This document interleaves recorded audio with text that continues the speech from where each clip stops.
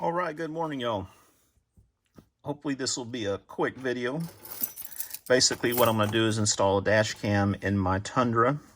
Now, I will tell you, if you haven't seen my video review of this camera already, which is the 2-guard 1080 FHD, 1080p FHD, check out that video if you're interested more in the camera, because this is the exact same camera that I did in that video.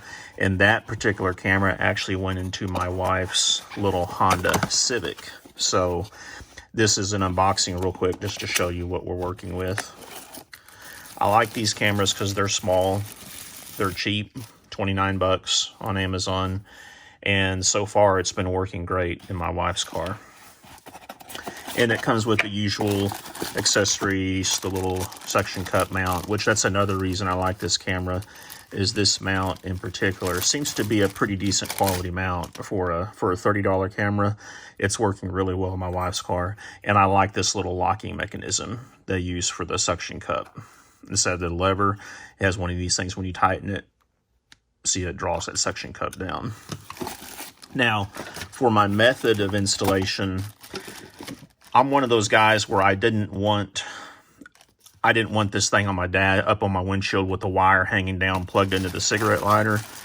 And originally I was going to hardwire it in, but in looking at my Tundra, which is a 2016 Tundra, I think I'm going to be able to use this cigarette lighter cable without a whole lot of headache, actually.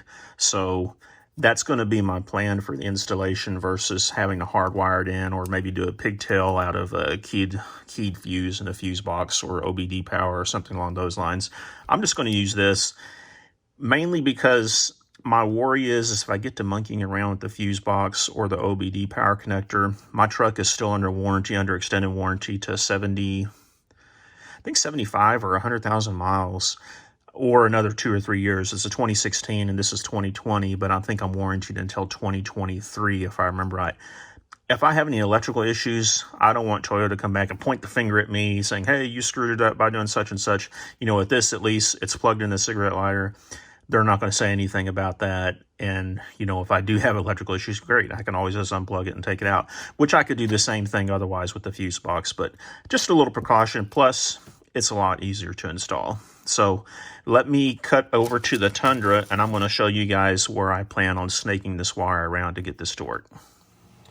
All right, y'all, so this is the inside of my messy truck. It gets cleaned once every couple of years or something like that. But yeah, I need to take better care of it. Sorry, Red. But anyway, what we've got here is this cigarette lighter plug right here is ignition keyed. I have checked it, so my plan is to snake the cable out here. Hope you can see this here.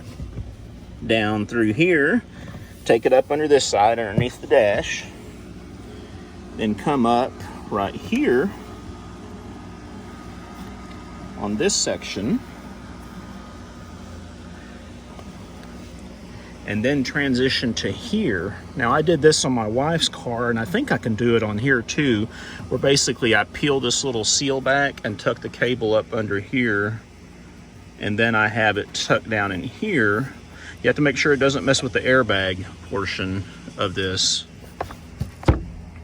Come around that corner. Let me hope this light doesn't wash out and get you.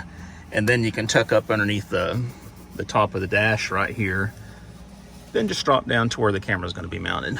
So that's my game plan. We will see if we can get this done and get this knocked out. Hopefully it won't take much more than just, 10 or 15 minutes or something like that. It shouldn't take long.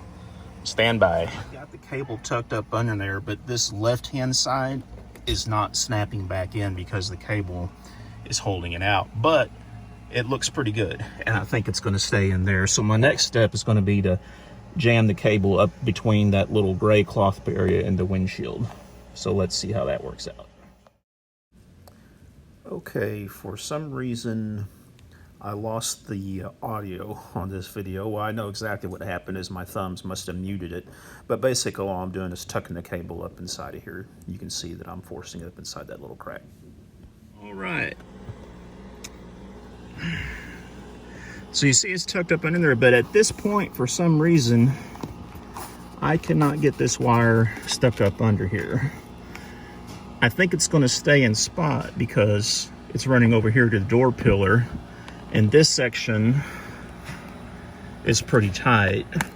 I'm not comfortable. I think there's metal right behind this. There's not enough slack, but I was able to flex it out to anchor it in here, and then right underneath this little edge coming over to here. And now I have it coming up underneath this rubber seal. So it's pretty easy to tuck up underneath here. Just basically use your finger and push it up in there like that as you go along. You might need to grab a popsicle stick or something. Now the camera comes with this little thing, which I think that's what this is. Actually, I think this is a little tool for maybe helping tuck the cable in. I don't know for sure, but that's what I've been using it for. So we're gonna go on down to here and see where we're at. All right, you got a little piece right here that, this is the bottom of this. See, now it's all tucked underneath there, and I've already got it pushed down through here. It was real easy to push up in here. And you can see my little feet of it coming out right here. I'm gonna tuck this in too.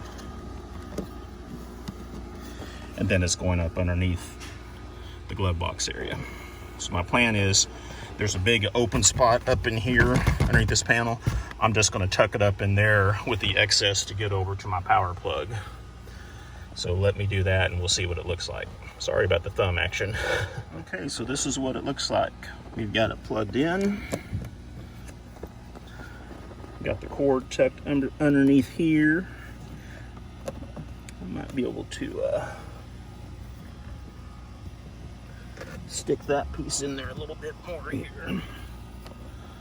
You can't see it from the passenger seat, but well, you can see this little corner right here. But yeah, then it's just tucked up underneath here, and I've got all the excess tucked up underneath there, underneath the glove box.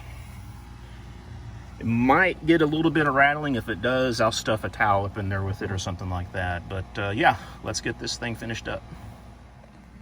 Okay, so this is the end result. You'll note I have the mirror moved out of the way, but this is how it's going to work out for me. Yeah, we'll do a test start up here and make sure she's powering on. Stand by. Okay, well, this is the first test power up. I don't have an SD card in it, so I'm sure it's going to give me an error on that. But since this slider is ignition keyed, when you put the key in, oops, nice cinematography here. Turn it on to power. The camera will power up. Oh, yep, and then about the.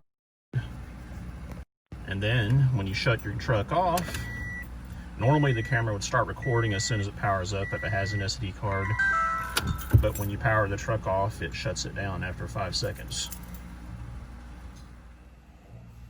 Nothing like choosing a nice Texas day to do this in. But yeah, y'all, that's how it works. Pretty easy install. It took me about 10 minutes probably to tuck all the cable up underneath there. Would have, well, probably about 15 or 20 minutes, with holding the phone and trying to video it for you. And I'm sorry the video is not the best, but pretty easy to do. And the end result, like I said, is something where you have the cable nice and tucked up in there, and you don't have to worry about, having the cable hanging down. So I'm going to give you one last shot of that, then we'll close this out. So this is the last shot. As you can see, cable is all tucked up nice and neat, running over the cigarette lighter. So yeah, I think this will work, guys.